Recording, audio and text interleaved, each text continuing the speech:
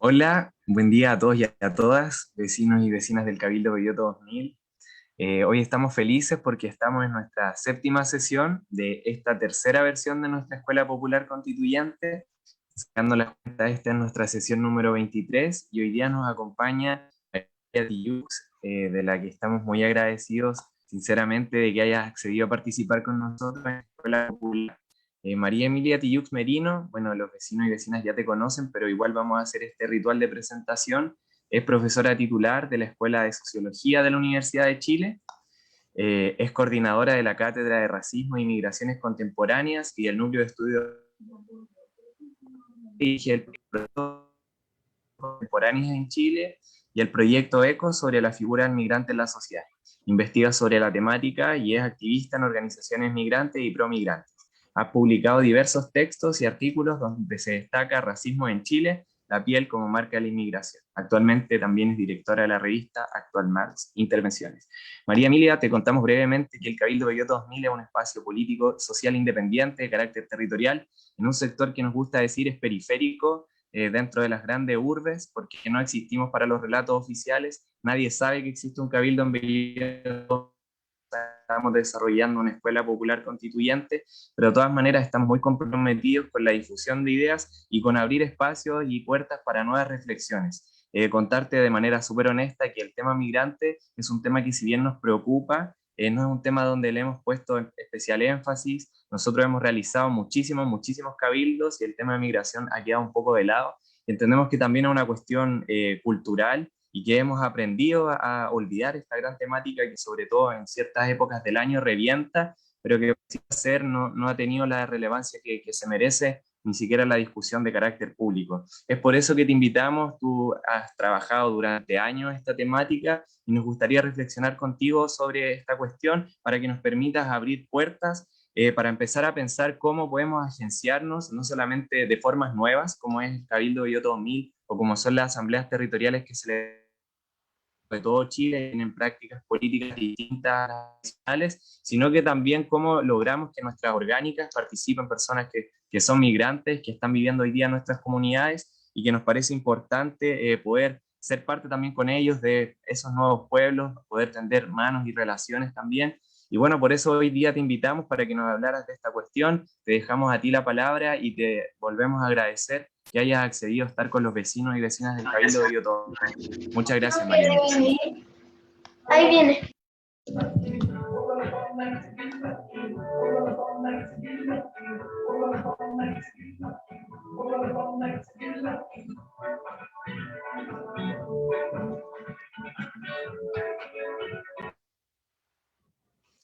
Bueno, muy buenas tardes.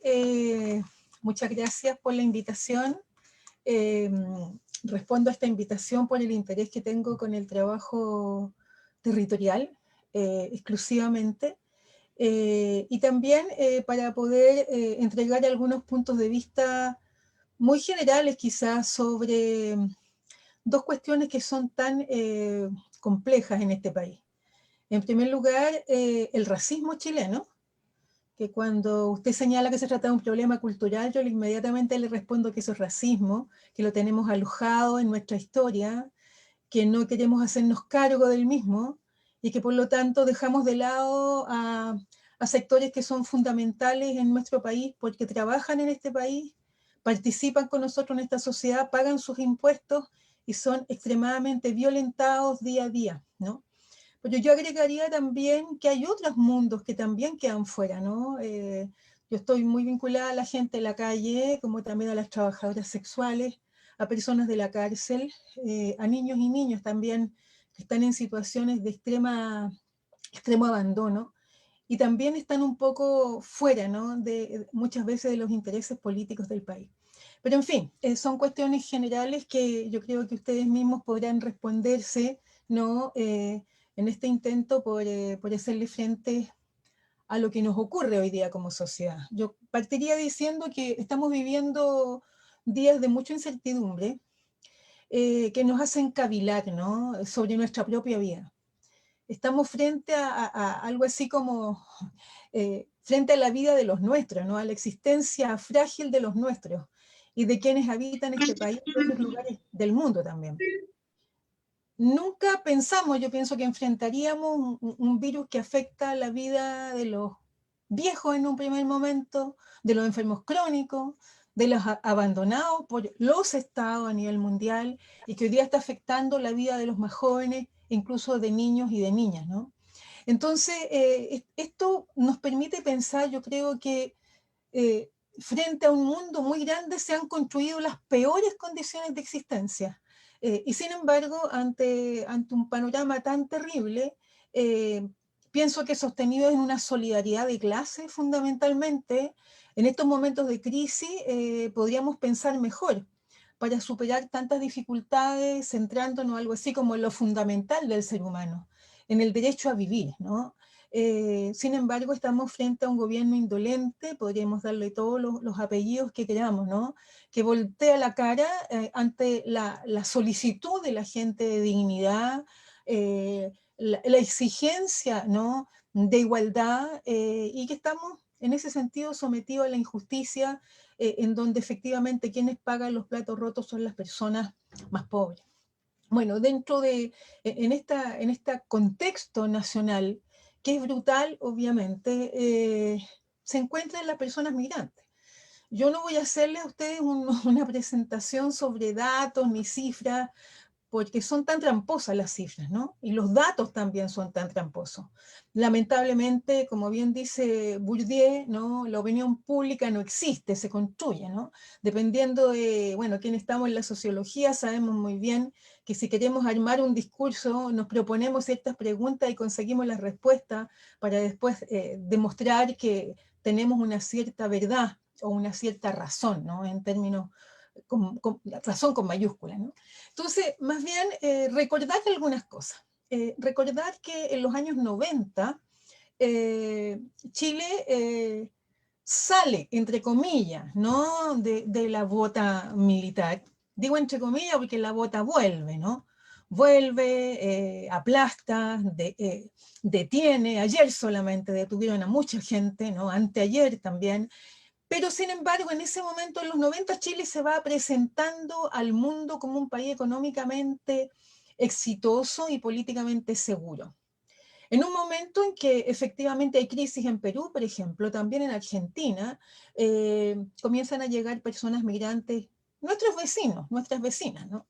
Llegan de Perú, también llegan de Argentina, pero ya voy a explicar que a los argentinos y a las argentinas no se les trata del mismo modo, les voy a decir por qué. Llegará gente de Bolivia, después de Ecuador, y ya más entrado el siglo XXI, llegarán personas de Colombia, República Dominicana, Haití, y bien sabemos estos últimos años, Venezuela. Parto diciéndoles que estamos hablando de 7 países, y que se habla de migraciones cuando se habla de 7 países. Es decir, no se habla de migración o de migrante cuando se habla de españoles, franceses, ingleses, norteamericanos, argentinos, incluso brasileños, incluso costarricenses, ¿no? Y aquí estamos en un problema, porque el imaginario chileno, ¿no? Un imaginario además, yo siempre digo, algo isleño, ¿no? Algo alejado del mundo, supone, ¿no? Que bajo esas 7 naciones está la migración. Entonces, recordar así muy rápidamente que en el siglo XIX, ¿no? Llegaron también inmigrantes a Chile. Llegaron invitados fundamentalmente por el gobierno de la época, bajo el trabajo de Vicente Pérez Rosales, quien fue a Europa, publicó un libro, que es un libro muy interesante, que está escrito en francés por su puño y letra, que se llama Ensayo sobre Chile, y presentó a Chile como un país donde un grupo de alemanes específicamente seleccionados podía venir a vivir al país. Y tengo mucho cuidado en no decir los europeos, porque no es así. Llegaron europeos que fueron maltratados, que fueron prisioneros, que fueron perseguidos, sobre todo porque traían ideas foráneas, ¿no? Pero esta gente que seleccionaron, también hubo algunos austrohúngaros en esa selección, fueron invitados a Chile por el gobierno chileno con varios propósitos. Solamente voy a hablar de 2 de ellos que me parece que no hay que olvidar, que fue poblar los territorios del sur y mejorar la raza, ¿no? Esa es una primera cosa.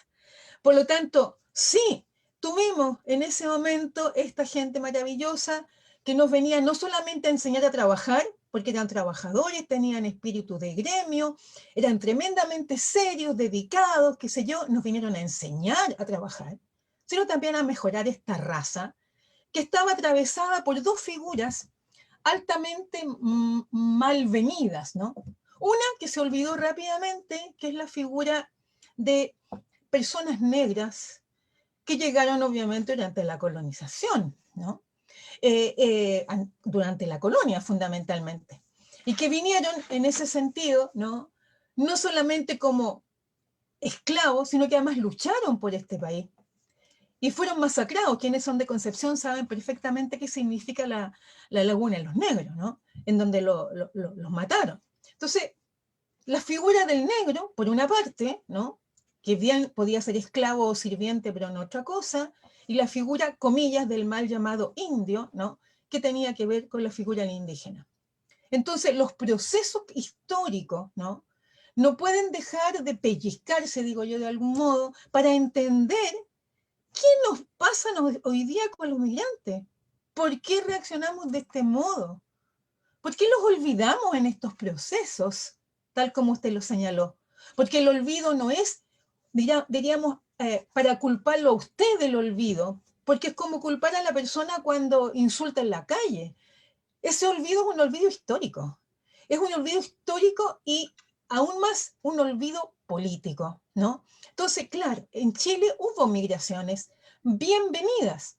Después hubo también migraciones protagonizadas por comunidades sirias, comunidades palestinas, comunidades coreanas, que también fueron maltratadas, ¿no? Pero no como se ha maltratado y se maltrata hoy día a la población migrante en Chile, que hace parte de nuestra sociedad. Entonces, estos pequeños elementos históricos muy rápidamente para recordar, ¿no? Que no podemos pensar en el presente sin pellizcar la historia, porque aprovecho de hacer un desvío, y no podemos pensar que hoy día el hecho de que se ponga música para castigar a una persona que mientras la golpean y gritan no se escuche, no es un resabio a la dictadura. Si acaso el haber expulsado a personas venezolanas del norte que entraron por Colchane y estaban en Iquique para acumularlas en un lugar vigilado, trasladarlas entre gallos y medianoche para que nadie se diera cuenta a un estadio, sin sus pertenencias, ponerles unos mamelucos blancos y luego subirlas a buses y luego a aviones, eso lo vivimos nosotros, en nuestra generación. Entonces, no podemos dejar de lado la historia, además reciente, ¿no? De lo que hoy día, a mi modo de ver, recorre entero este país y que tiene que ver con la impunidad naturalizada. La tortura como un ejercicio de castigo que no se ha terminado. Ese es el contexto donde tenemos que entender las cosas, ¿no? Cualquiera sea el tema que uno trabaja, es el contexto chileno, que lo digo de manera muy rápida, muy desordenada, también un poco irresponsable, pero para recordar que hay algunas cuestiones a las que debemos echar mano. Bueno, de más está decirle que obviamente la cuestión de la estatua y de Baquedano nos volvió a recordar las masacres, ¿no? Y también nos volvió a recordar figuras como Benjamín Vicuña Maquena, como, bueno, el mismo Vicente Pérez Rosales, y también un señor llamado Nicolás Palacio, que escribió un libro que es muy importante leerlo, que se llama Raza Chilena. Es decir, nosotros, nosotras, las chilenas, los chilenos somos especiales. Somos, comillas, más blancos, según una encuesta que nosotros hicimos en el 2017. Somos más inteligentes que cualquier otra persona de América Latina, respuesta generalizada en Chile, etcétera, etcétera. Es decir, tenemos un modo de vernos a nosotros mismos muy curioso, porque parece que los espejos no nos sirven mucho, ¿no? Para mirar nuestro color de piel, para mirar el tipo de pelo que tenemos, el forma de la nariz, los pómulos, etcétera, y olvidar, ¿no? Y enterrar la historia de la cual hacemos parte y de la que tanto nos hemos avergonzado durante tanto tiempo. Entonces, dicho esto, ¿no? Efectivamente hoy día hay migración en Chile. Chile es un país de inmigración. No lo había sido hasta desde los años 90 en adelante. Hacia atrás, también un pequeño recuerdo, quienes tienen mi edad o están más o menos en mis generaciones se recordarán que durante la dictadura obviamente no llegaron comunidades migrantes a vivir a Chile, porque ¿quién se venía a vivir a Chile? Hacían grupos en esa época, ¿no? Con todo lo que pasaba. Pero sí llegaron extranjeros a Chile, y llegaron con otro fin. No olvidemos que vinieron a invertir, ¿no? Y por lo tanto también a depredar, pero también vinieron para enseñar a masacrar, y vinieron a enseñar a torturar, y fueron parte de estos conglomerados de seguritización que en esa época se pusieron en práctica. Por lo tanto, es a partir de los 90 que podemos hablar de una inmigración que llega ya, digamos, en comunidades, ¿no? Y que hoy día representa aproximadamente 1.100.000 o 1.100.000 y tantas mil personas viviendo en Chile. Pero al mismo tiempo, recordar que hemos sido, tanto en los años 60, en un momento de mucha pobreza, como durante la dictadura, hemos sido un país de emigración. Y somos alrededor, más o menos lo mismo, de 1.200.000 chilenos viviendo en el extranjero. En donde fuimos recibidos en Venezuela, por ejemplo, en Colombia, en Perú. ¿Y para qué les voy a nombrar la cantidad de países?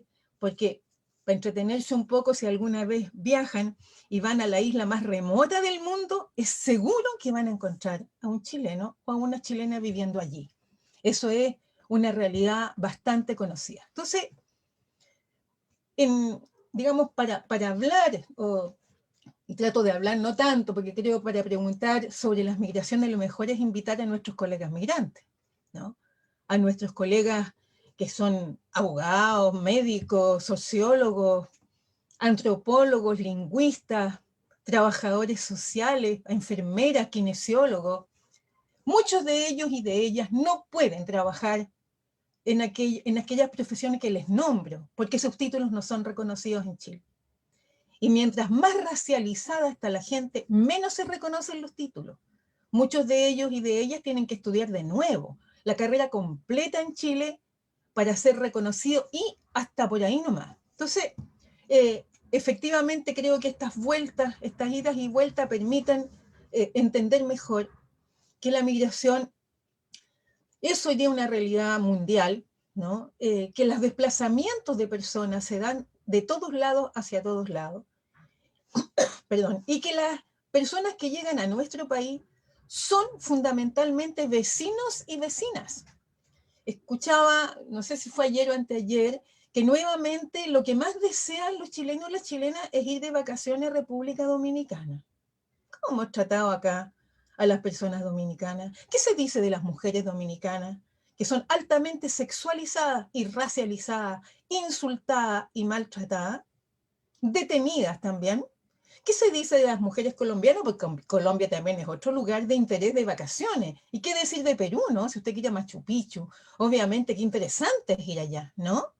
Pero las personas peruanas siguen siendo maltratadas. Entonces, decir que lamentablemente el problema del racismo, algo les voy a decir sobre ello, ¿no?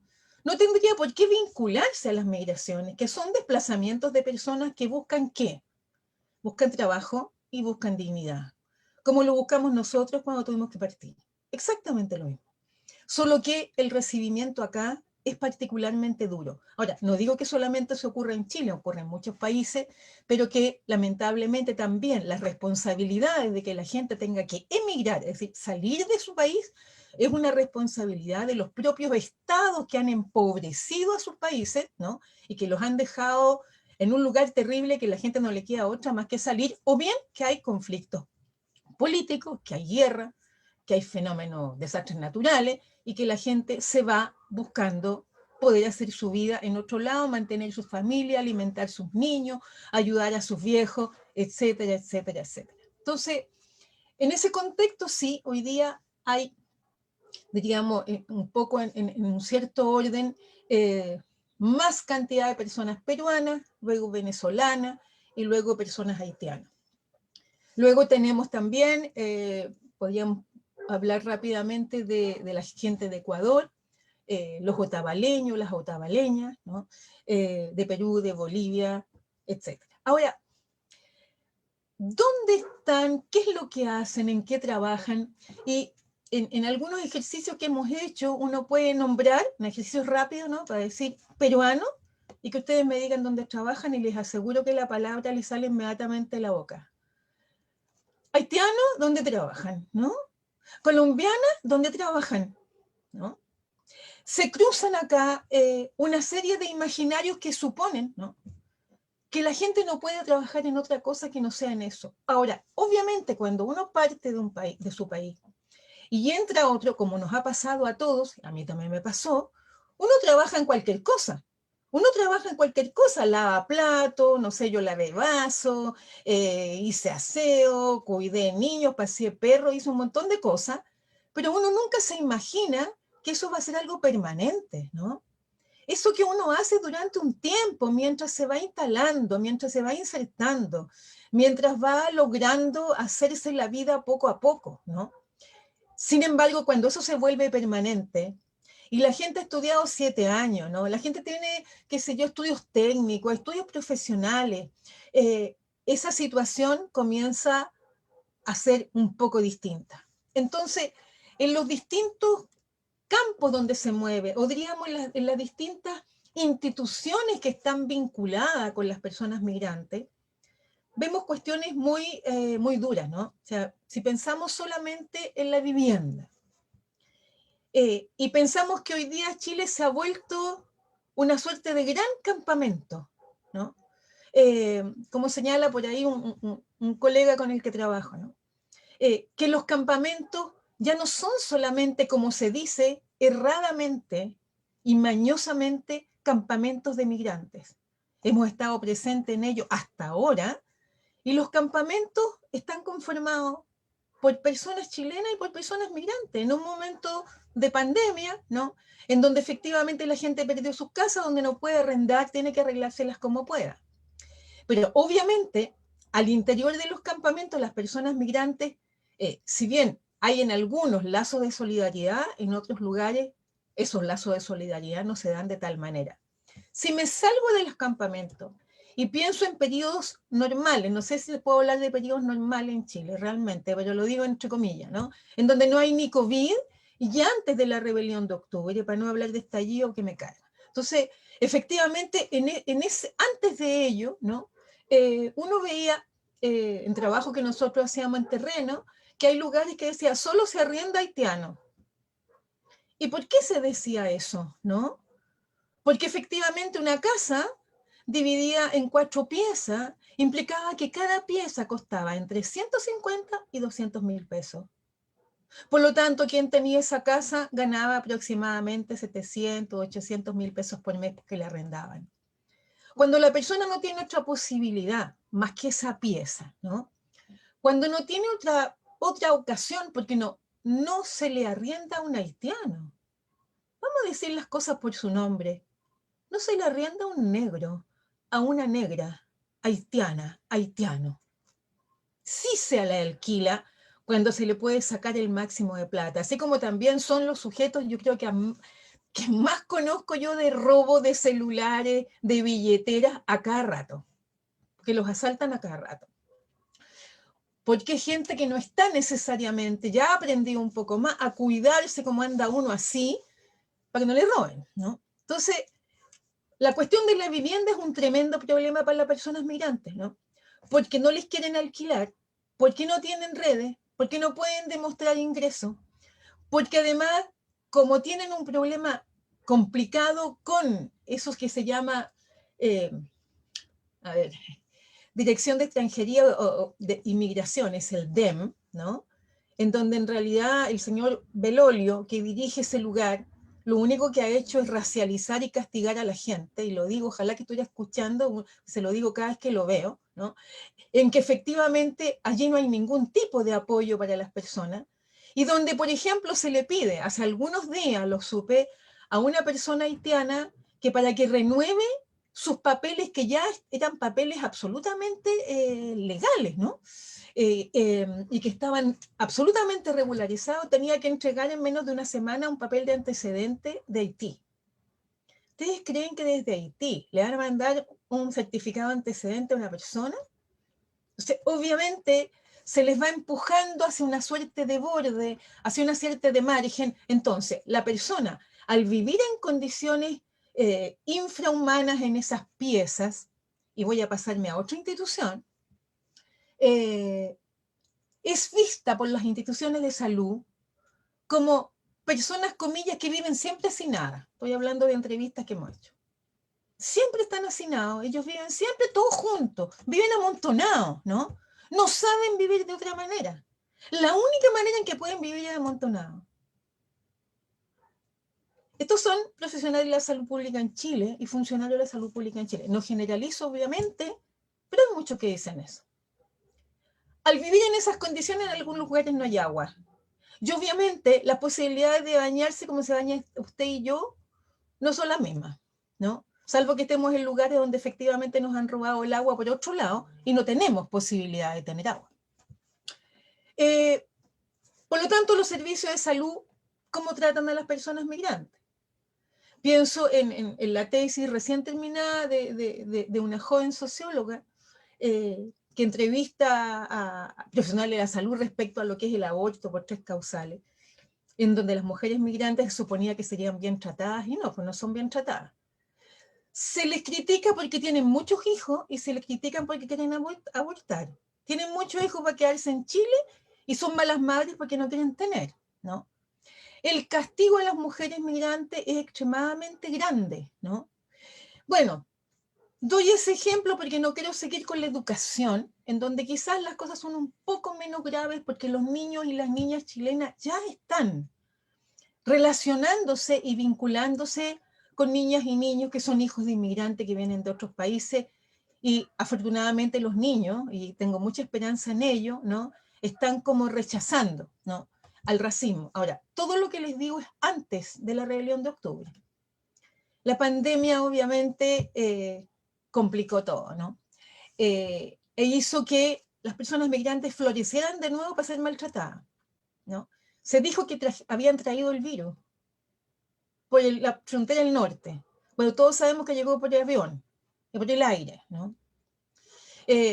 Se dijo, bueno, se ha dicho siempre que roban el trabajo. Obviamente, acá lo robaban mucho más, pero, pucha, si no fuera por ello, no habríamos podido seguir existiendo durante todo ese periodo más duro y durante este nuevo confinamiento que estamos viviendo hoy día a partir de las 5 de la mañana, ¿no?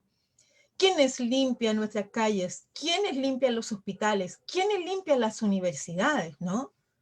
¿Quiénes están en las bombas de benzina arriesgándose además?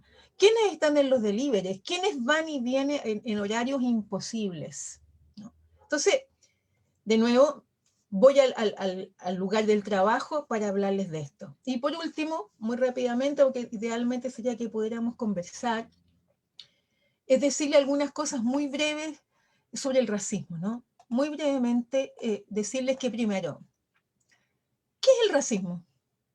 Es un sistema, es un esquema de pensamiento, es un modo de mirar, es un modo de entender, juzgar, evaluar al mundo y a los seres humanos. ¿Se traduce en qué? En prácticas, discursos, actitudes, gestos, indicaciones y tantos comportamientos, ¿no? ¿Cuándo un acto es racista? Cuando categoriza a un grupo, generalizando un juicio contra todos los que forman parte del grupo. Cuando jerarquiza y le atribuye características específicas a alguien, ¿no?, por su color de piel, o por su origen, o por su nacionalidad, o por su sexo, o por su género. Es racista cuando discrimina para tratar diferencialmente a las personas. También cuando quiere hablar en su lugar, cuando dice que no sabe hablar, entonces hablo por él o por ella, ¿no?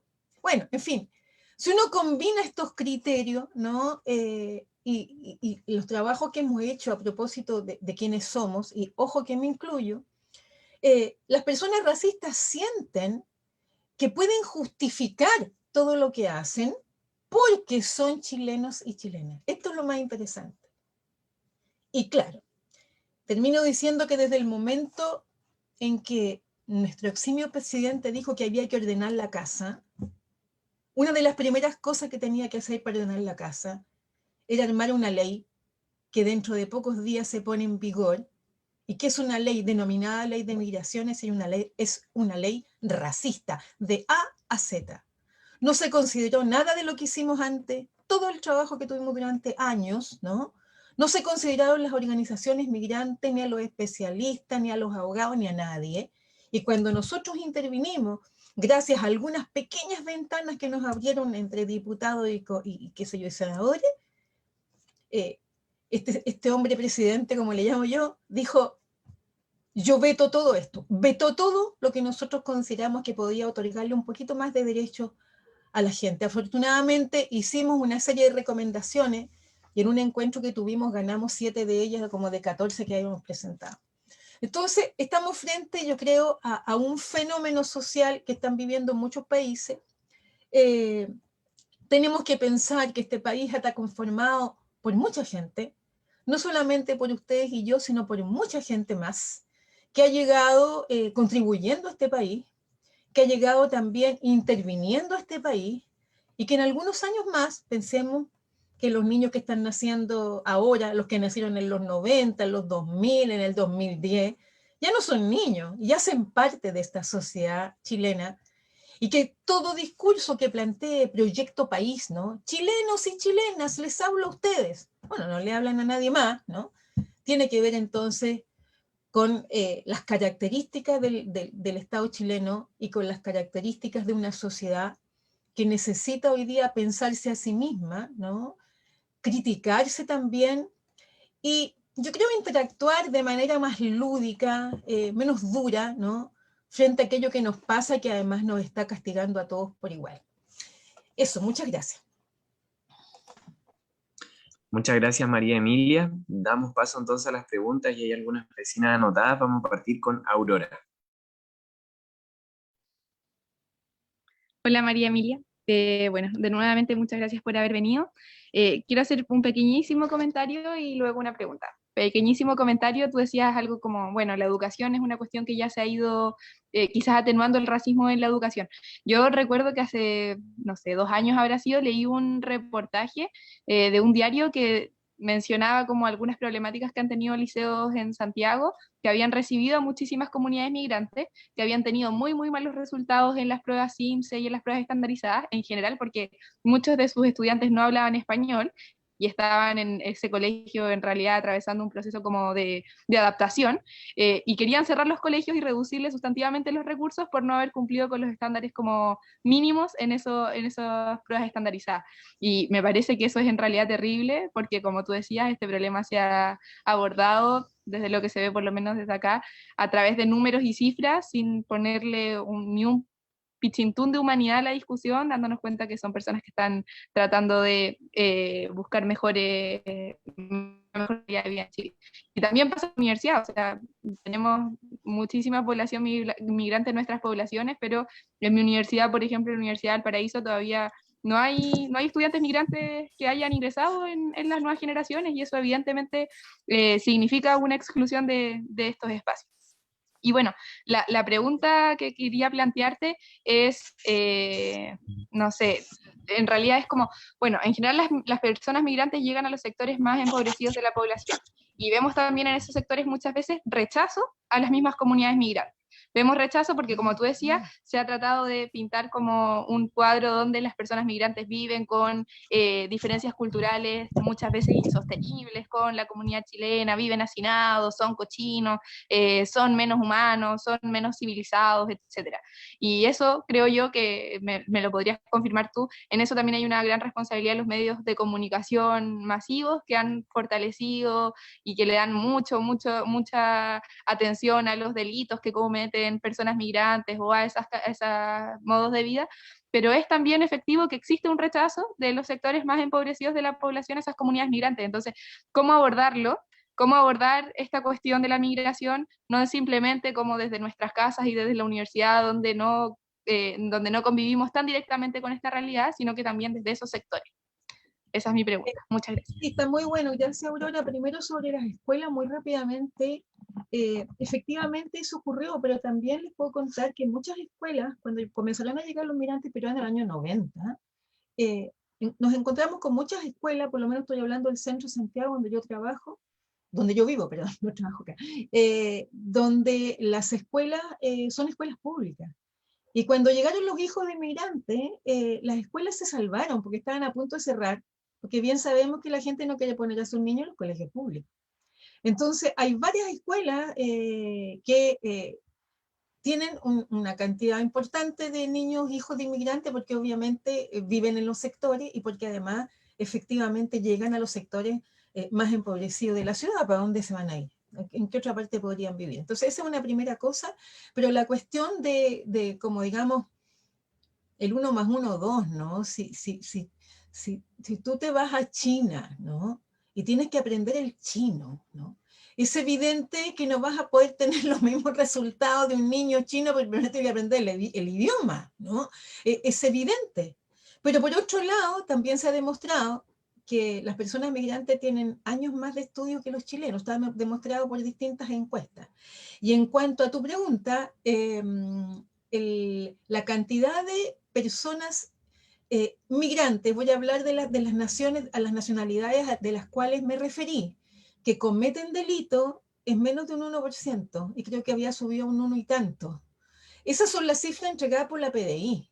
Lo que pasa es que la manera en que trabajan, voy a decir, los medios de comunicación oficiales, es decir, los que están al servicio del poder, los que están al servicio de los dominantes, los que son sirvientes de los dominantes, porque tengo mucha rabia con esa gente, efectivamente cuando hay un delito donde encontraron a una persona migrante cometiéndolo, entonces es toda su comunidad que comete el delito.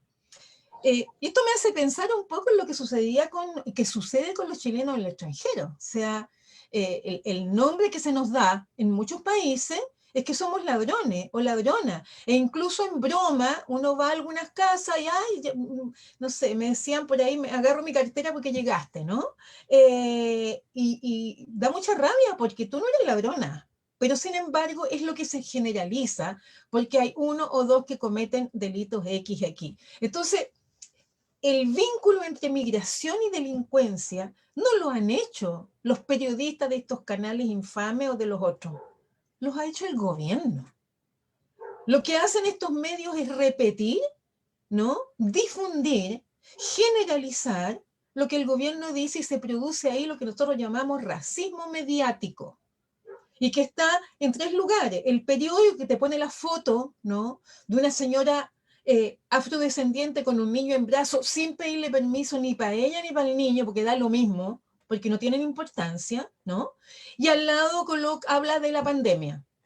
7 de abril de 2020. ¿Ya? Yo todavía estoy querellada contra la segunda. Yo me querellé contra la segunda. Y por supuesto que todos se han reído de mí cuando yo digo que allí hay racismo. Vamos a seguir hasta las últimas consecuencias. Y cuando se hizo eso, se hizo en el momento en que se estaba discutiendo la ley. En esa misma semana hay más o menos 7 u 8 discursos del mismo estilo. La radio que dice cosas que se escuchan y se repiten.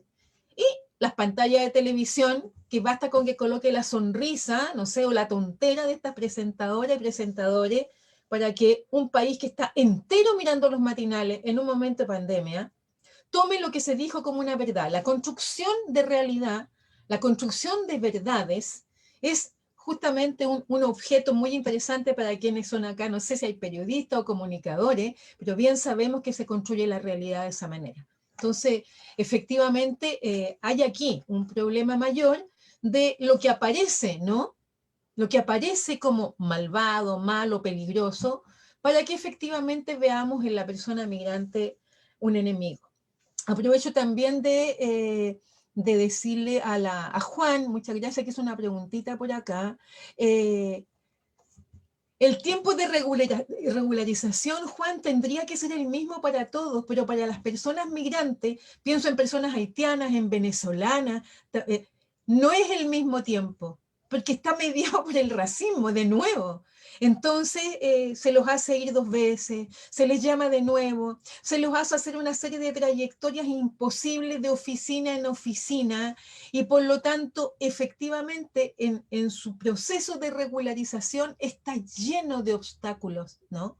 Y eso que los hace llenos de obstáculos, ellos también se dan cuenta perfectamente de que tiene que ver con un trato. Por eso que al mismo tiempo que hay personas intentando regularizarse, hay muchas personas haitianas que se han ido, que se quieren ir, que se han ido en buses llenos para no vivir en Chile por el modo en que los han tratado. Hay otras personas que durante los periodos más duros de la pandemia del año pasado no querían salir a la calle tampoco, porque les daba mucho temor de ser detenida.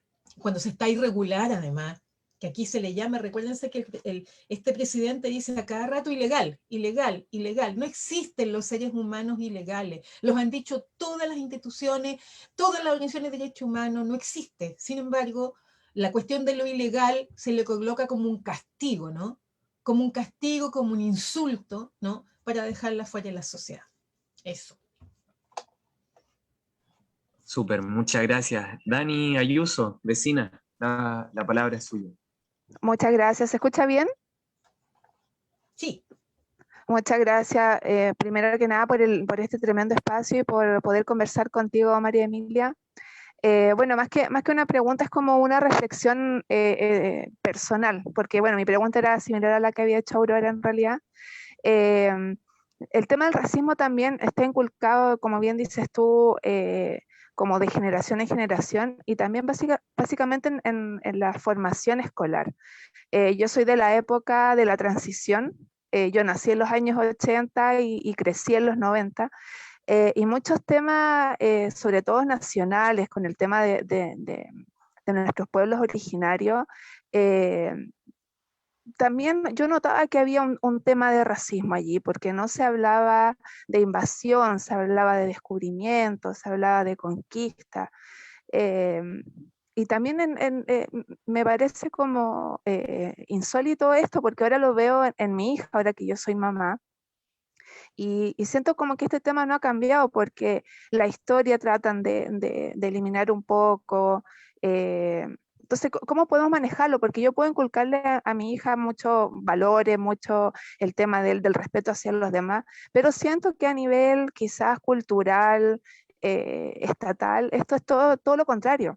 Pasa también en los medios de comunicación. ¿Cómo podemos manejarlo? ¿Cómo podemos enfrentarlo? ¿Qué podemos hacer? Porque es como una batalla, es como lo que digo yo, lo que dice el colegio. Bueno, aquí tú estás planteando un temazo, ¿no? No sé si podré, es muy largo a responder, porque no tiene que ver necesariamente con las personas migrantes, sino con lo que es la institución escolar. Voy a tomar algo que señala un autor que yo quiero mucho cuando dice: la escuela contribuye a reproducir las desigualdades sociales. La escuela no es un lugar de igualdad, es un lugar de desigualdad, no solamente porque hay escuelas marcadas de rojo, en barrios marcados con rojo, con gente marcada de rojo para decir, esta es gente mala, estos son niños malos y una escuela mala, ¿ya? Versus los paraísos, ¿no? De 3 comunas, donde viven entre sí, se cantan entre sí, pololean entre sí y estudian entre sí, y nosotros no tenemos idea de un mundo al que ni siquiera nos podemos acercar porque nos piden carnet en las calles que son públicas, en esas 3 comunas, ¿no? No sé, hay lugares de esta ciudad en que, lo digo porque no se puede llegar ni en micro, ni en metro, ni en colectivo, ni en taxi. Es decir, y si su auto es un auto muy viejo o más roñoso como el de uno, tampoco. Entonces, hay que pensar que estamos a ese nivel de esta brutalidad de desigualdad considerada en 3 comunas. Ahora, lo que usted señala es muy cierto, es la batalla entre la escuela y la casa, y hay que darla. Hay que darla.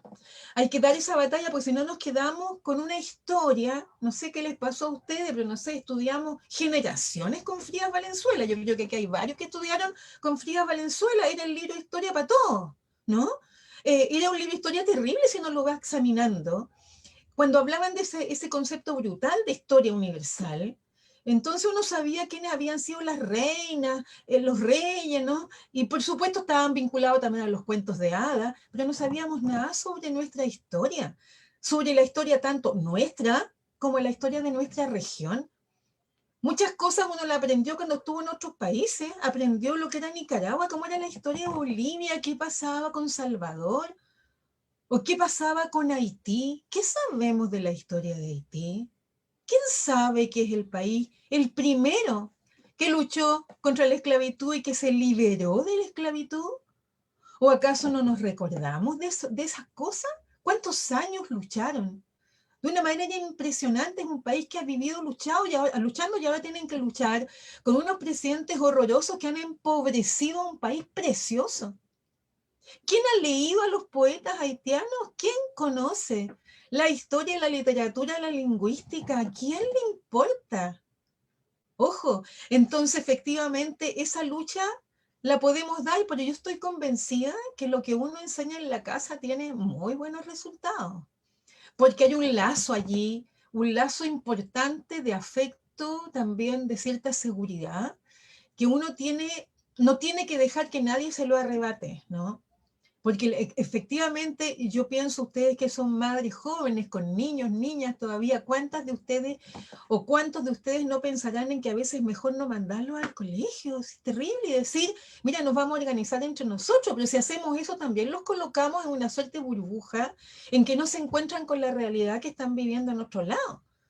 Entonces, estamos, bueno, por eso esperemos que cambiemos las cosas, porque las cambiemos no por pedacitos, no por pequeñas parcelitas, sino las transformaciones sociales tienen que ser profundas, tienen que transformar lo que está en la raíz, porque los demás son puras reformillas, que ninguno de los gobiernos anteriores se preocupó de ninguna de estas cosas, ninguna, al punto que estamos bajo la Constitución del 80. Entonces no me digan que ha habido algún interés por cambiar las cosas, porque siempre los intereses están mezclados con el lugarcito que alguien puede tener con las migajas del poder, y lo digo con todas sus letras. Son esas migajitas, ¿no?, que van tirando por el suelo, que se van recogiendo, que me interesan para mi pequeña parcela egoísta del mí mismo. Entonces, por supuesto que no voy a ver con buenos ojos a alguien que llega y que lo siento inferior a mí porque soy chilena. Vuelvo a lo que dice la gente, ¿no? Por favor, dice, pero nosotros somos chilenos. Nosotros sabemos educar a nuestros niños, nosotros sabemos amamantar. Estas mujeres no saben amamantar. Eso lo han dicho miles de veces, ¿no? Y bueno, pensar, no sé, yo, ¿qué tal le pregunto yo a ustedes en los lugares donde están? ¿Dónde están las personas migrantes? ¿Qué saben ustedes de ellos? ¿Dónde trabajan? ¿En qué parte están? ¿Las han visto? ¿En los valles? ¿Saben cuántas personas trabajan en los valles? ¿Cuántas personas están cultivando arándano, uva, papas? Bueno, me paro ahí porque se me olvida a veces, para leer a mi amiga Jimena Valdés. ¿Saben quiénes trabajan de temporero durante todo el año?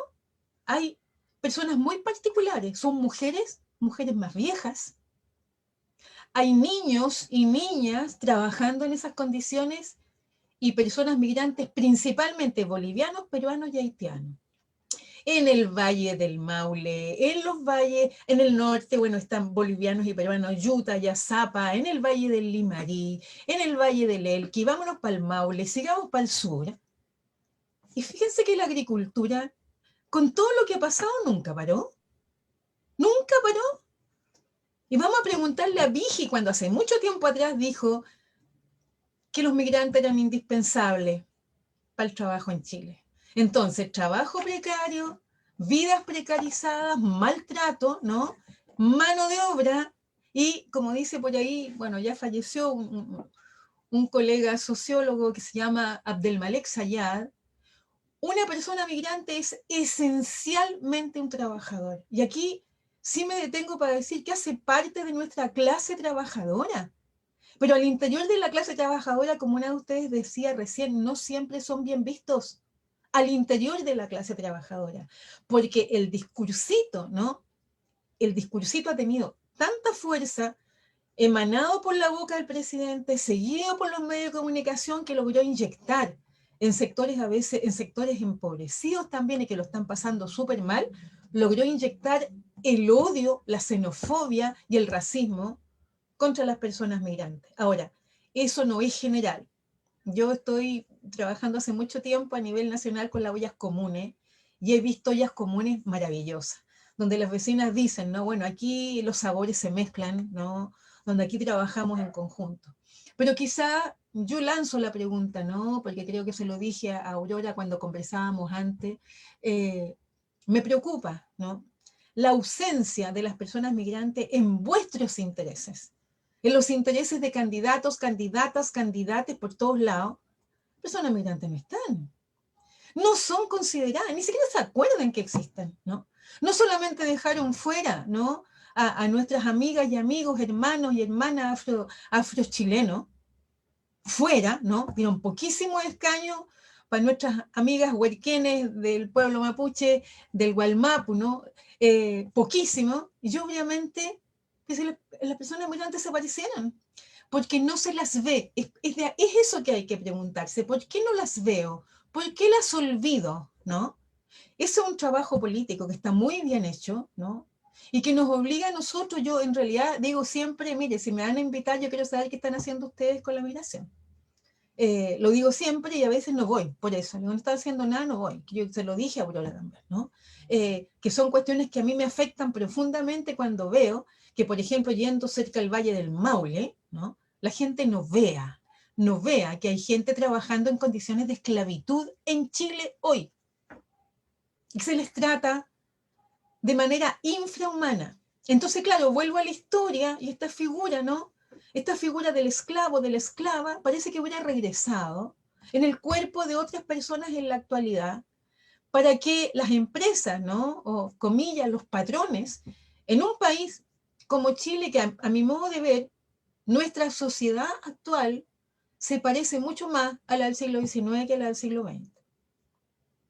Y no hablo de burguesía, creo que hay una oligarquía en Chile donde hay patrones de fondo en todas partes que se permiten tutear, ¿no? A una persona que le sirve un sándwich, que se permite ningunear y maltratar a una persona que le echa la benzina al auto, que lo trata de tuya en voz alta, oye, así gritándole. Está lleno de patrones de fondo, patroncillos de lo peor, ¿no? Que dirigen nuestras vidas. Y muchas veces nos quedamos callados ante el ímpetu de sus frases, ¿no?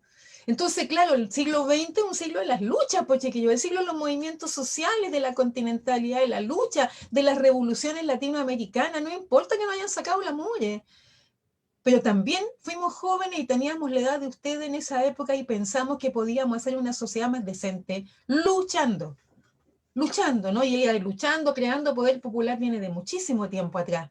Pero hoy día esto se parece mucho más a la sociedad del siglo XIX, como si hubiéramos regresado, pero hacía pasos agigantados para atrás, ¿no? Y eso quizás yo lo veo con lo que ocurre con la migración. Disculpen que me extendí. Muchas gracias. Va Marce ahora con la pregunta. ¿Yo, cierto? Hola, oye, muchas gracias por la oportunidad de estar acá, María Emilia, esto es un honor. Bueno, hablaron algo súper cierto acerca de la migración en los campos, en los valles. De hecho, me estaba acordando de ese caso. Yo viví 7 años en Arica, fui docente en una institución y me tocó tener estudiantes que venían desde las partes altas de la precordillera y de la cordillera, muchos de ellos también inmigrantes desde los sectores peruanos, bolivianos, y me causaba, bueno, nosotros hablamos mucho, ya tratamos de hacer mucho rescate acerca del lenguaje visual de los pueblos originarios y también del altiplano. Bueno, ellos tienen como los antiguos, los viejos, ¿cierto? Dicen de que el territorio del altiplano es un territorio único y que todos son pobladores de ahí, que los estados los vinieron y los separaron, ¿cierto? Y dijeron, hasta aquí llega este país y el otro. Pero ellos se entienden como algo que es colectivo. Entonces, pasaba mucho de que cuando ellos bajaban, ¿cierto? Y se iban a los valles, se fueron a instalar a Camarones, se fueron a instalar a Yuta, a Zapa, ¿cierto? Cuando llegaron los padres de ellos, los abuelos en muchos casos, les decían, ellos venían con el habla aymara y les decían, no habla aymara. No habla aymara. Le decía, no habla aymara porque lo van a juzgar. Todos sabemos que Arica es una de las ciudades más militarizadas de Chile, porque es frontera y porque también ahí, bueno, se decidió que fuera un país, o sea, que fuera una ciudad bastante militarizada. La cosa es que ellos sentían mucho miedo de hablar su lengua y esto causó algo que hablaba ahí la compañera Dani, de que culturalmente hubo un choque y la lengua aymara se empezó a debilitar dentro de su misma población, perdiendo parte de su patrimonio. Ahora se ha hecho un esfuerzo súper grande para poder rescatarlo a través de organizaciones, de fundaciones, ¿cierto? La Fundación Altiplano, entre muchas de eso, ¿cierto? Y otras organizaciones, incluyendo también lo que logramos hacer con los docentes en ese momento, y se trató de rescatar estos elementos culturales y potencializarlos. Pero lo que me sorprende es que todo esto nace de una posición muy social, desde movimientos sociales, y la relación que hay con el Estado es casi por un compromiso que tienen con entidades externas. O sea, todos los programas que se levantan tienen unas condicionantes, y eso también es como que si no les interesara en verdad, es como, y no hablo de este gobierno, hablo a través de la historia de los gobiernos de este país, que al final esa visión que tienen de este racismo, que no solamente está con la gente que viene de otros países, ¿cierto? Sino que también que son parte de nuestras culturas originales y que tienen que ver con estas macrozonas, ¿cierto? Del norte o incluso del sur, porque nosotros también compartimos en el sur la cultura mapuche, comparte el territorio con los argentinos, y estas cosas como que nadie las visualiza o las hace visualizar, cuesta mucho. Y toda la otra relación es como condicionada. ¿Cómo se puede como afrontar eso, o cómo a lo mejor desde también las perspectivas constituyentes lo va a integrar para que esto tenga un mejor pasar? A ver, también la pregunta es gigante, yo no podría responderla, y sobre lo segundo, lo constituyente, tienen que responder ustedes. Yo tengo mi distancia y mis incredulidades, ¿no? Pero lo que usted señala es muy, muy interesante. En el norte está la trifrontera. En el norte, en Arica, efectivamente una zona muy, muy militarizada, y Iquique también, ¿eh? Son lugares extremadamente vigilados, son muy especiales, ¿no? Cuando yo voy mucho también para allá, así que conozco, pero sin embargo era muy interesante cuando íbamos a Utah, por ejemplo, o íbamos al interior incluso de Utah. Los niños decían, no sé, yo vivo ahí, ¿no? En un trabajo que hicimos con niños, con mi colega Pamela Zapata de la UTA, y decía, ¿dónde? Ahí, yo vivo en Bolivia, pero vengo a la escuela Chile. Entonces, había un encuentro ahí muy interesante, donde la frontera no se sentía en los niños, realmente no se podía palpar, ¿no? Lo mismo ocurre con el Gualmapu, Argentina y Chile, donde hay una cordillera de por medio. Las fronteras son producto de la política, las fronteras son producto de las guerras, son producto de las divisiones que han colocado todas esas vallas, ¿no? Que después se han transformado en muros para que la gente no se pueda encontrar. Pero efectivamente usted señala algo interesante, y que lamentablemente también le pasó al Gualmapu, también le ha pasado a otros pueblos indígenas, en que la gente, los padres les han sugerido muchas veces que no hablen su lengua porque van a ser castigados o porque no van a encontrar trabajo. Yo creo que ahí hay un trabajo que es potente hoy día en el norte, de las organizaciones sociales, efectivamente, como usted señala, en donde usted misma participó, y también tengo la esperanza que eso ya se ha ido limando mucho más, pero no creo que el Estado vaya a hacer nada. Si el problema es que nosotros tenemos que enfrentar a este Estado, hay que chasconearlo, hay que hacer que vaya a buscar sus orígenes. Y no nos olvidemos que el Estado, la Constitución del Estado-Nación chileno, en los momentos que yo les contaba en un inicio, se propuso el desarrollo a la europea. Por eso que todo se hizo en clave blanca. Y por eso que en el censo todos decimos que somos blancos. Y se olvidó lo del mestizaje, que también es un tremendo lío, porque también se suponía que entonces era el lugar, algo así como el lugar de oro que tenía el chileno y la chilena, como en un lugar de poder, ¿no? Pero entonces ahí hay mucho trabajo por hacer. Yo le agradezco el comentario, pero en realidad a ustedes está en las manos de ustedes lo que van a decir sobre eso en la constituyente, si se les ha olvidado, antes de ustedes, porque ustedes no tienen nada que ver, pero se les olvidó tener un lugar para los pueblos chilenos. El olvido de los pueblos indígenas ha sido gigante, por todos lados. Entonces, siempre han sido considerados de otro modo. ¿Cuántas veces no hemos visto en las universidades donde yo trabajé, donde las chicas venían a dar su examen de grado con su ropa, con sus vestimentas, con tanto orgullo portada, los otros se reían? Muchas veces yo lo vi eso. Entonces nos falta mucho todavía por aprender en esa historia que ustedes contaban recién, que aún está, o sea, tiene una deuda tan grande para poder enseñarnos la historia, o por lo menos una parte, ¿no?, de lo que somos. Gracias, Marcela. Oye, María Emilia, ¿alcanzamos con algunas preguntas más? Sí. Ya, entonces va don Juan Candia, vecino. ¿Don Juan está por ahí o está pegado? Ahí estoy. Ahí está. Ahora, ya, gracias, muchas gracias. Felicitar a la exponente porque nos da mucha claridad. La pregunta que yo hice recién es porque soy un profesor normalista, ya recién jubilado, y en mi escuela de 250 matrículas llegaron hace 2 años más o menos como 50 migrantes venezolanos, colombianos, haitianos. Pero uno nota una diferencia entre los venezolanos y colombianos y una discriminación más aún con los haitianos, porque siempre en los trámites los papeles se demoran. Pero lo que quería manifestarles es que a mí me preocupa la discriminación que existe visualmente y de piel, a veces de algunos apoderados y de algunos profesores.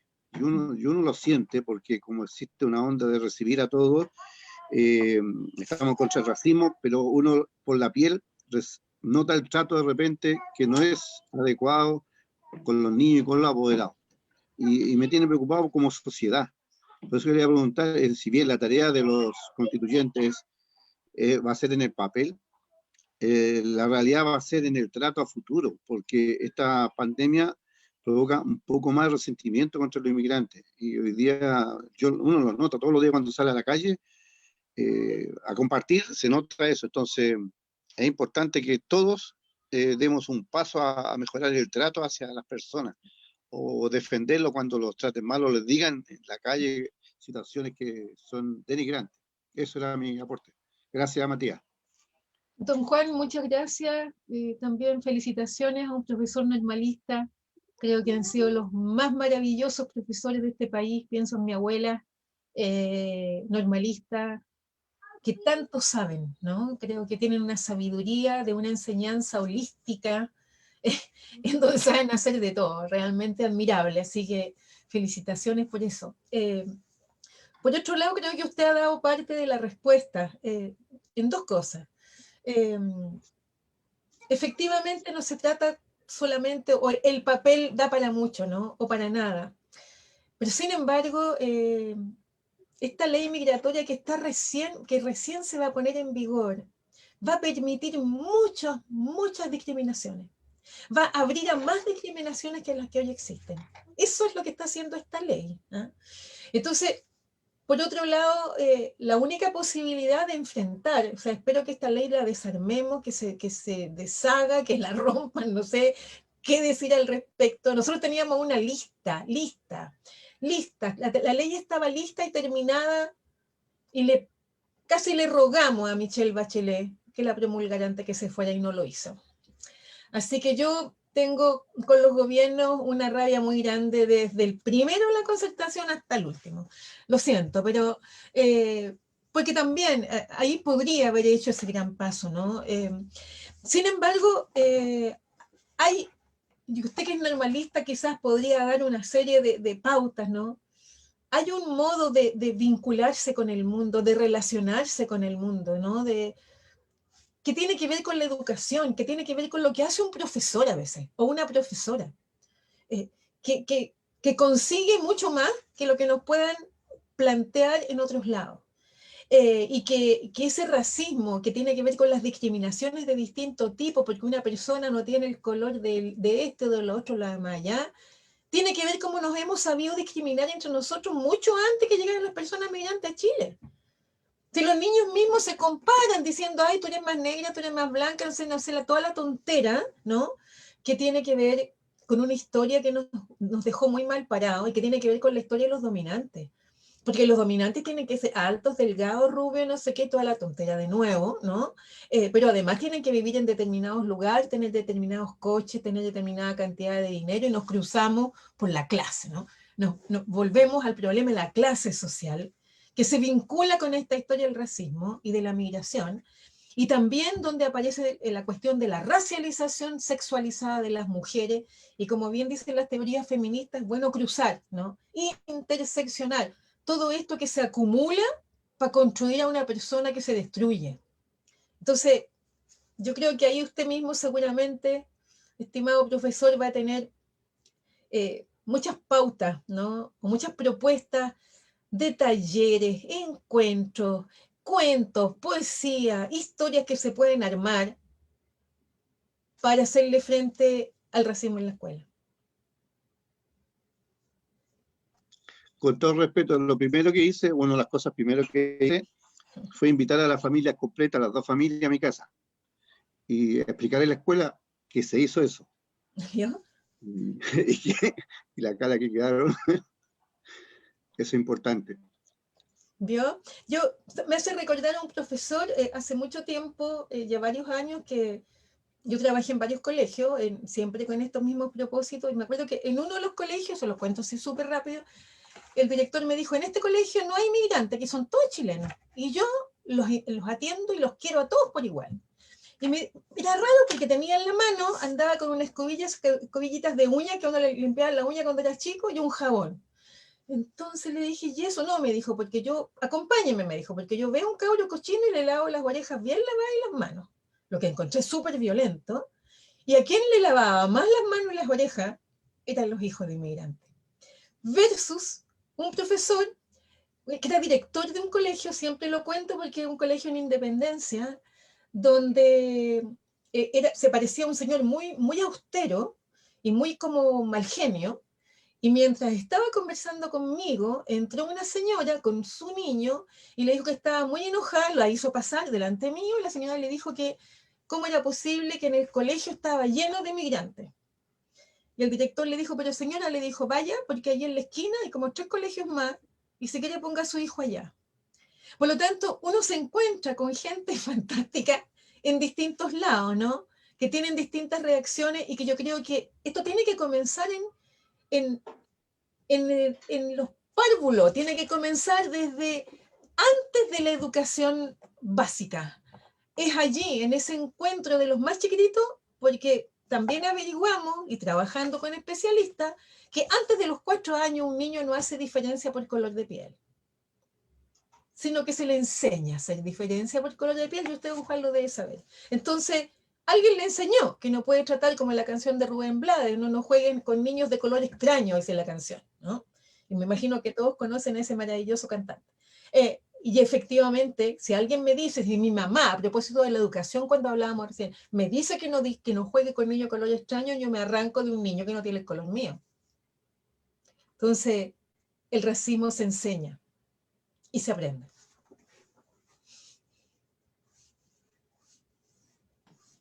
Gracias. Oye, María Emilia, yo tenía una pregunta, en realidad creo que dos, a propósito o lo que está sucediendo más bien en Colchane, y este concepto que utilizaron los medios masivos de comunicación, que era crisis migratoria. Si a ti te parece que esa crisis migratoria en realidad esconde lo que es el racismo de Estado hacia las personas migrantes.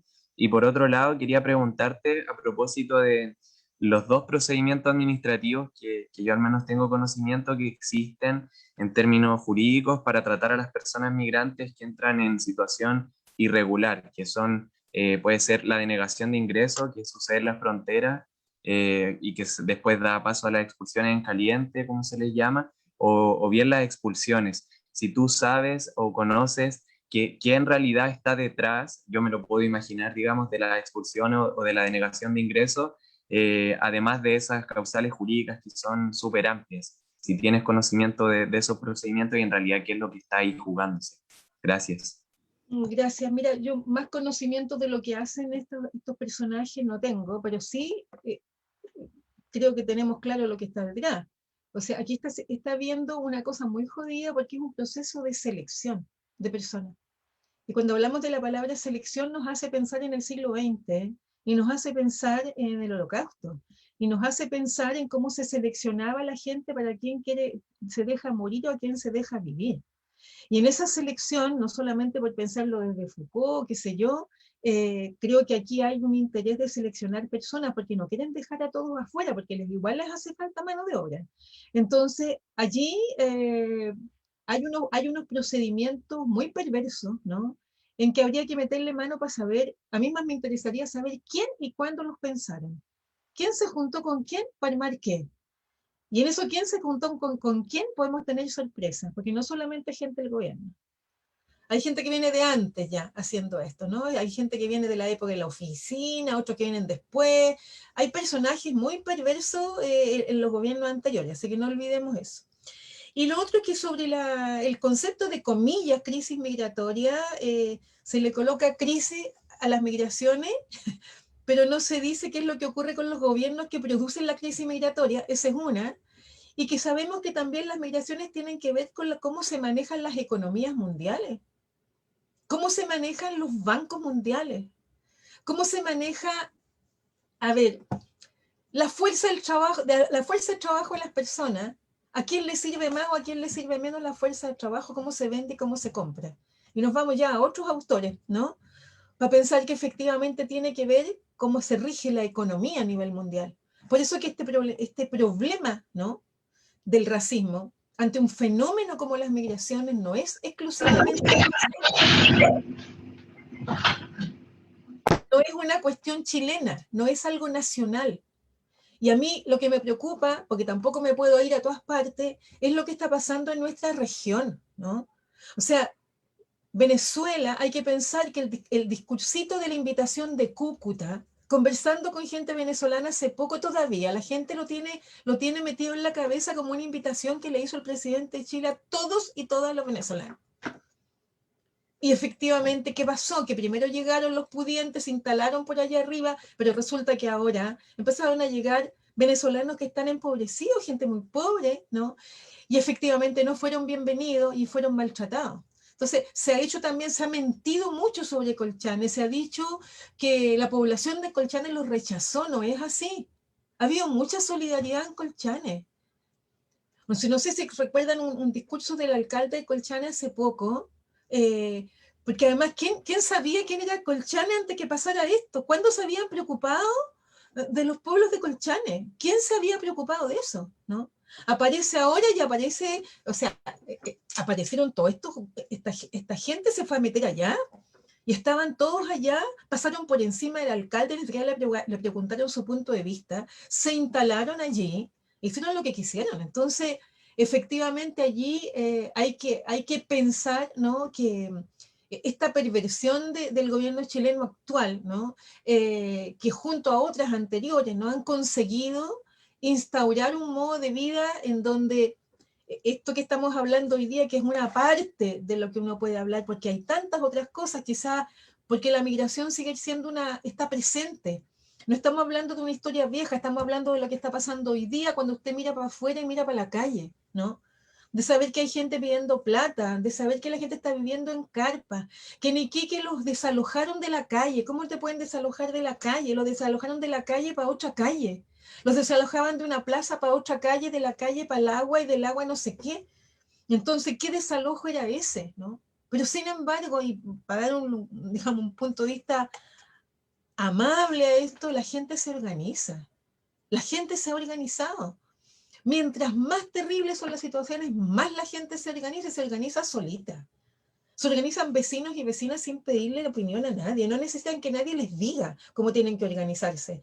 La gente es muy inteligente, no necesita que vengan a decirle, ¿no?, algunos iluminados cómo tienen que organizarse. La organización viene de abajo. Lo que nosotros hemos hecho con las ollas comunes ha sido porque las vecinas y los vecinos han tenido, qué sé yo, una capacidad de organización impresionante. O sea, ojalá yo tuviera la octava parte de lo que he visto en la gente, de cómo han logrado paliar el hambre, cómo han logrado paliar las enfermedades, porque las ollas no solamente ha sido la alimentación, ha sido los medicamentos, la ropa, la ayuda para los estudios, el pasarse computadores.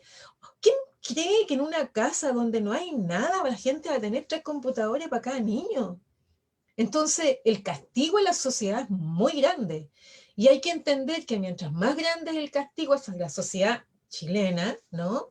Más la gente castigada, en algunos casos, no siempre, va a pensar que hay otros y otras que merecen ser más castigados todavía, o que hay que echar del país porque le están robando algo. Siempre le roban algo. Entonces, esos robos, ¿no? Esos supuestos robos, ¿no? Hay que invertirlos, porque a nosotros nos han robado todo. A este continente le han robado todo. Nos han robado todo. Eso. Súper, muchas gracias. Va nuestro vecino Gerardo Cortés. Hola, buenas noches a todas y a todos.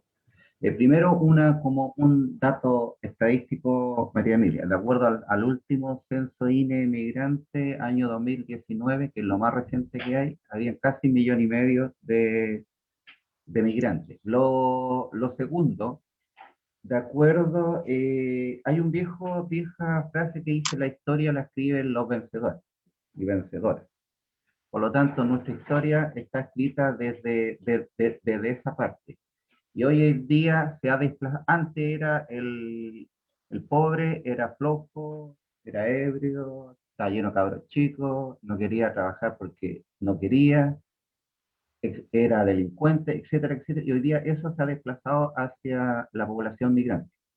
Pero mi pregunta es, ¿cómo, a juicio tuyo, cómo se logra este delgado equilibrio entre necesidades y recursos de un país y esta población migrante que tiene?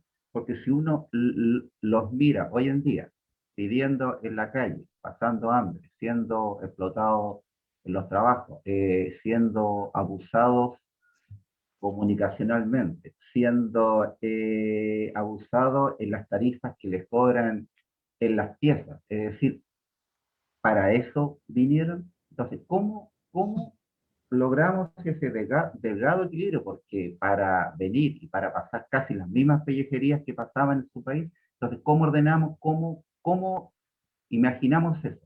Cosa que efectivamente sea un lugar de encuentro, un lugar donde mejores sus condiciones, porque como tú bien dijiste, ninguno sale de su país porque quiere. Sí, en este instante, no.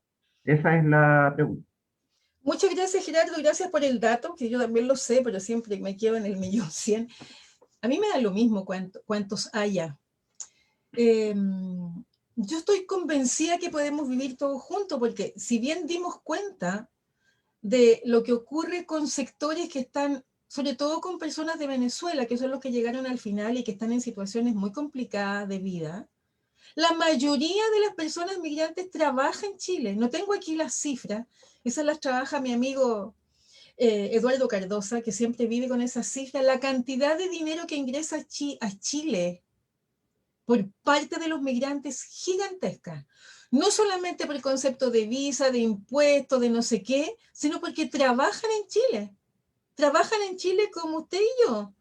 Pagan impuestos como usted y yo, están en ISAPRE o están en FONASA, qué sé yo. Es un trabajador más. Si el problema no está en la cantidad, porque cuando se comienza a hablar de cantidad ya estamos complicándonos.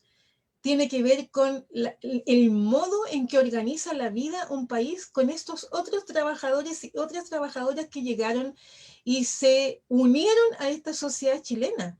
El drama, ¿no? La dificultad y lo terrible que ocurrió ahora último, que no es el caso de los trabajadores haitianos, porque la gente haitiana hay una gran cantidad de población haitiana trabajando, salvo la que está en condición irregular, e igual la gente trabaja porque se las arregla para ir por acá, por allá, para trabajar, e igual los llaman a trabajar siendo irregular.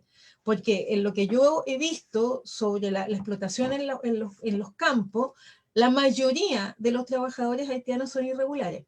Y es lo que más les conviene, según han dicho los mismos señores patrones que los llaman, porque siendo irregulares les pagan menos, les pagan, qué sé yo, lo que le pagan a un chileno pagan 3, a 3 personas así dividen, ¿no? Y los tratos, no tienen que hacerles contrato, no gastan en nada, es negocio redondo. Entonces, yo pienso que tenemos que transformarnos algún día en un país más generoso. Cuando digo generoso no digo en dar cosas, sino en saber vivir con los demás. La migración y la inmigración es una realidad en muchos países del mundo. La cantidad de personas migrantes que viven acá es mucho menor de lo que hay en otros lugares. Hemos hecho frente, ¿no?, a comunidades migrantes que han llegado en otros momentos sin haber planteado los mismos problemas. Hoy día, yo creo que la pregunta tiene que hacerse más bien por cómo nos organizamos para vivir todos juntos y todas juntas. Cómo salir también de este lugar tan aislado, tanto mentalmente como geográficamente, con los demás países. Y en ese sentido, yo estoy convencida porque en realidad las cifras que tengo son bastante interesantes respecto a la cantidad de dinero que entra, ¿no? Pero por otro lado, efectivamente, hay que tener una ley migratoria, no me gusta la palabra ordenar, pero que administre, no sé cómo queramos llamarle, a la migración, ¿no?, de una manera inteligente.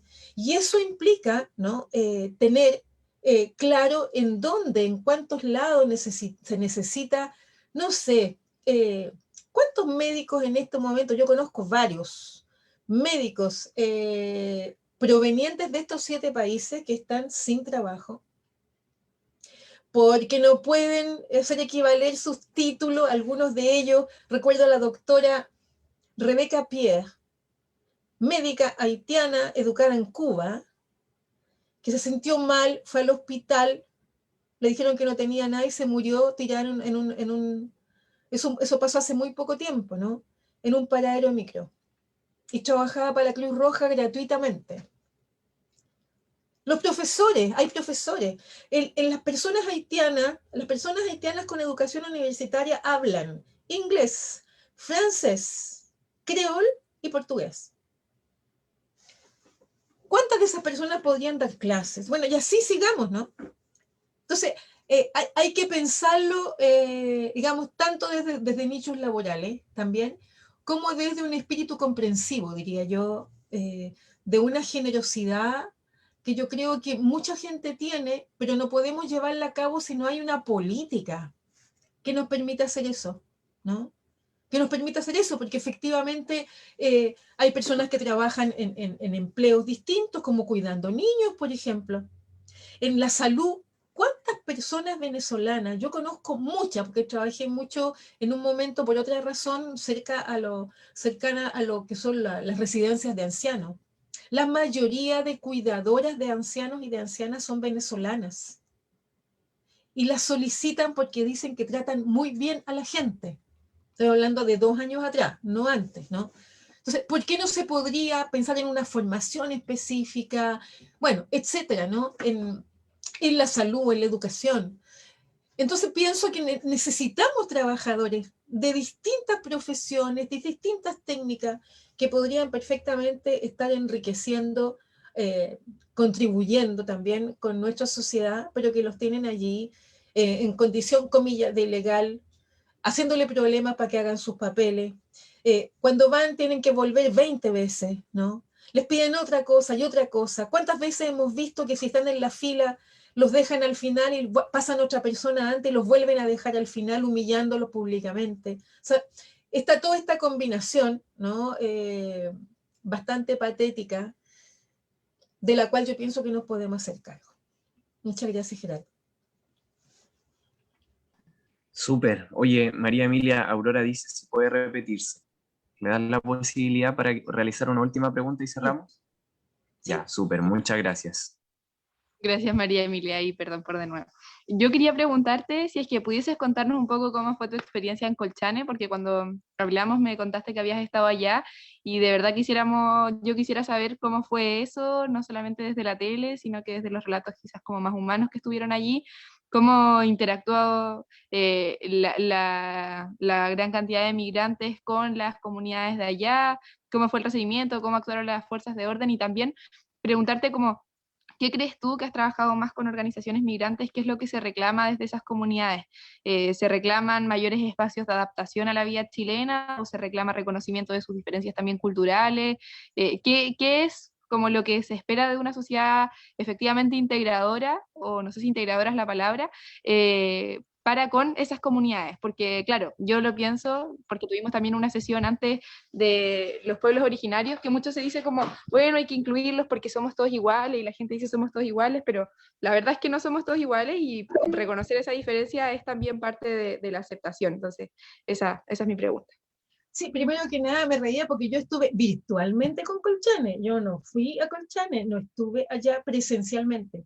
Estuvimos, gracias a los lazos que tenemos con las organizaciones migrantes y promigrantes, y a través sobre todo de, a mí me parece que es muy importante también destacar el trabajo realizado por nuestras compañeras de Alto Hospicio, y fundamentalmente de Lorena, que estuvo allí presentísima, ¿no? Que es dirigente de uno de los campamentos más grandes que hay en Iquique, ¿no? Y que tuvo una labor maravillosa y que organizó todo. Entonces nos organizamos distintas personas, distintas redes para estar presentes, yo digo virtualmente porque no podía salir de acá, en Colchane.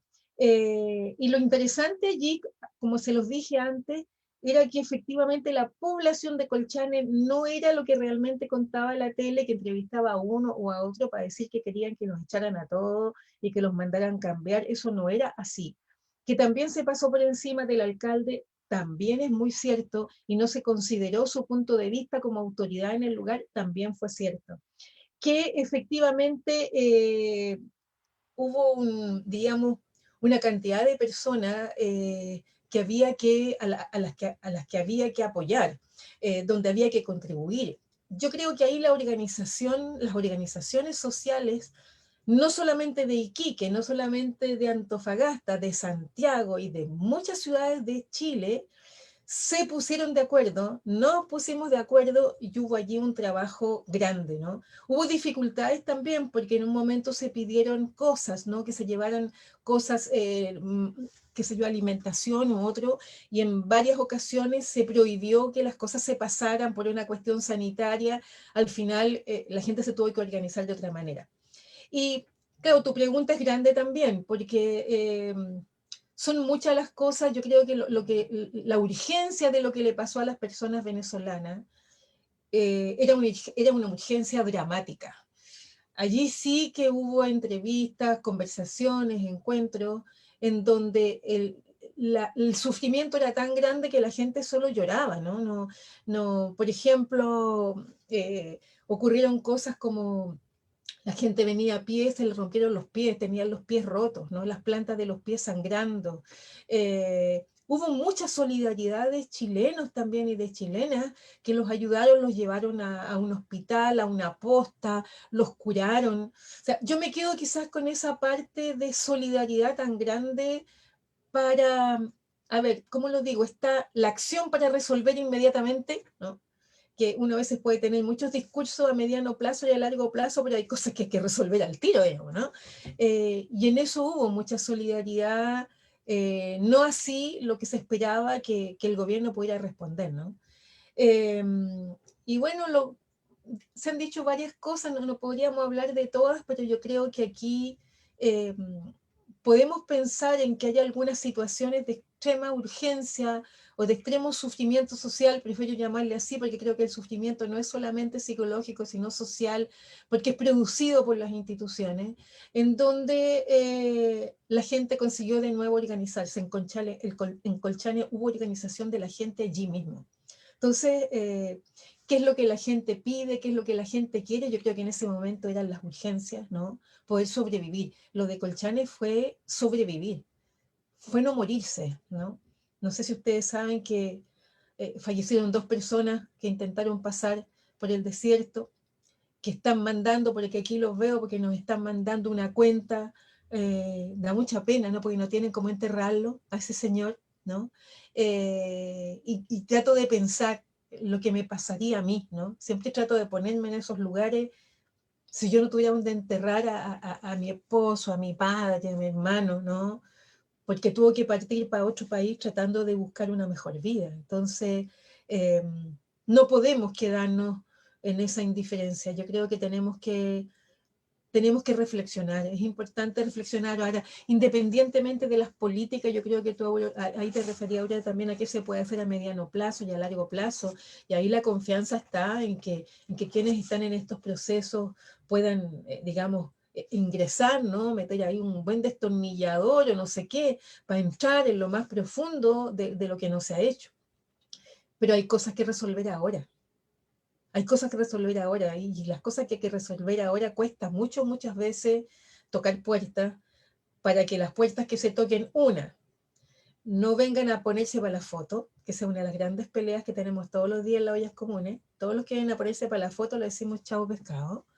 Y otra, que no se convierta en una cuestión de caridad, entonces que yo doy para yo sentirme mejor, ¿no? Con lo que doy, y la caridad que nos caracteriza también como país católico, en esa caridad cristiana, que tiene que ser siempre una caridad que más bien favorece a quien da y no a quien se le da algo, ¿no? Entonces creo que ahí la palabra es organización social, solidaridad social, luchas colectivas, movimientos, ¿no?